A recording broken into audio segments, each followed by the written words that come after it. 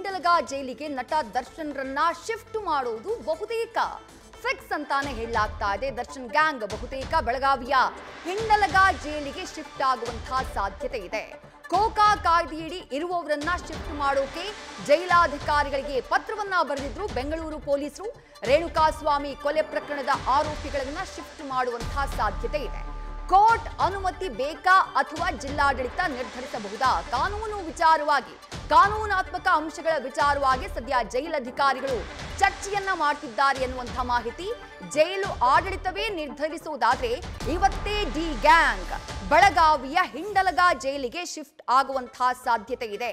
ಈ ಬಗ್ಗೆ ನಾವು ಕೂಡ ಚರ್ಚೆಯನ್ನ ಮಾಡ್ತಾ ಇದ್ದೀವಿ. ಇನ್ನೂ ಕೂಡ ಅದು ಚರ್ಚಾ ಹಂತದಲ್ಲಿದೆ ಅಂತ ಹೇಳಿ ಪರಪ್ಪನ ಅಗ್ರಹಾರ ಜೈಲಿಗೆ ಭೇಟಿ ಕೊಟ್ಟು ಹೊರಗಡೆ ಬಂದಂತಹ ನಂತರದಲ್ಲಿ ಗೃಹ ಸಚಿವ ಡಾಕ್ಟರ್ ಜಿ ಪರಮೇಶ್ವರ್ ಕೂಡ ಇದೇ ವಿಚಾರವಾಗಿ ಪ್ರತಿಕ್ರಿಯಿಸಿದ್ರು. ಶಿಫ್ಟ್ ಮಾಡಬೇಕಾ ಏನು ಎತ್ತ ಈ ವಿಚಾರಕ್ಕೆ ಸಂಬಂಧಪಟ್ಟ ಹಾಗೆ ಸದ್ಯ ಇದು ಚರ್ಚಾ ಹಂತದಲ್ಲಿದೆ. ಆ ನಂತರ ಇದರ ಬಗ್ಗೆ ಡಿಸೈಡ್ ಮಾಡ್ತೀವಿ ಅನ್ನುವಂತಹ ಮಾತನ್ನ ಹೇಳಿದ್ರು. ಬಟ್ ಈಗ ನ್ಯಾಯಾಂಗ ಬಂಧನದಲ್ಲಿರೋದ್ರಿಂದ ಆರೋಪಿಗಳು ಪರಪ್ಪನ ಅಗ್ರಹಾರದಿಂದ ಬೆಳಗಾವಿಯ ಹಿಂಡಲಗ ಜೈಲಿಗೆ ಶಿಫ್ಟ್ ಮಾಡೋದಕ್ಕೆ ಕೋರ್ಟ್ ಅನುಮತಿ ಬೇಕಾ ಅನ್ನುವಂತಹ ವಿಚಾರಕ್ಕೆ ಸಂಬಂಧಪಟ್ಟ ಹಾಗೆ ಕಾನೂನಾತ್ಮಕ ಅಂಶಗಳಿಗೆ ಸಂಬಂಧಪಟ್ಟ ಹಾಗೆ ಸದ್ಯ ಜೈಲಧಿಕಾರಿಗಳು ಚರ್ಚೆಯನ್ನ ಮಾಡ್ತಿದ್ದಾರೆ.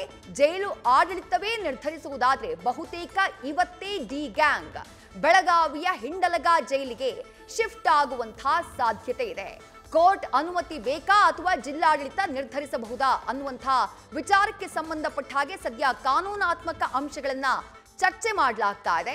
ಒಂದು ವೇಳೆ ಜೈಲಾಧಿಕಾರಿಗಳೇ ಈ ವಿಚಾರದಲ್ಲಿ ಡಿಸಿಷನ್ ತೆಗೆದುಕೊಳ್ಳಬಹುದು ಅನ್ನೋದಾದ್ರೆ ಇವತ್ತು ಸಂಜೆಯ ವೇಳೆಗೆ ಡಿ ಗ್ಯಾಂಗ್ ಬೆಳಗಾವಿಯ ಹಿಂಡಲಗ ಜೈಲಿಗೆ ಶಿಫ್ಟ್ ಆಗುವಂತಹ ಸಾಧ್ಯತೆ ಇದೆ ಅನ್ನುವಂತಹ ಮಾಹಿತಿ ಸದ್ಯಕ್ಕೆ ಲಭ್ಯವಾಗ್ತಾ ಇದೆ ನ್ಯೂಸ್ ಫಸ್ಟ್ಗೆ. ಒಟ್ನಲ್ಲಿ ದರ್ಶನ್ಗೆ ಸಿಗ್ತಾ ಇರುವಂತಹ ರಾಜಾತಿಥ್ಯ, ಇದರ ಜೊತೆಗೆ ಪ್ರಭಾವಿ ಆರೋಪಿಗಳು ಅಥವಾ ಅಪರಾಧಿಗಳು ಜೈಲಿನಲ್ಲಿ ಯಾರಿದ್ದಾರೋ, ಕ್ರಿಮಿನಲ್ಗಳು ಯಾರಿದ್ದಾರೋ, ರೌಡಿ ಶೀಟರ್ಸ್ ಯಾರಿದ್ದಾರೋ ಅವರಿಗೆ ಸಿಗ್ತಾ ಇರುವಂತಹ ಈ ರಾಜಾತಿಥ್ಯ ಇಡೀ ರಾಜ್ಯದಲ್ಲಿ ಜನಸಾಮಾನ್ಯರಲ್ಲಿ ಹಲವು ಪ್ರಶ್ನೆಗಳನ್ನ ಮೂಡಿಸಿದೆ.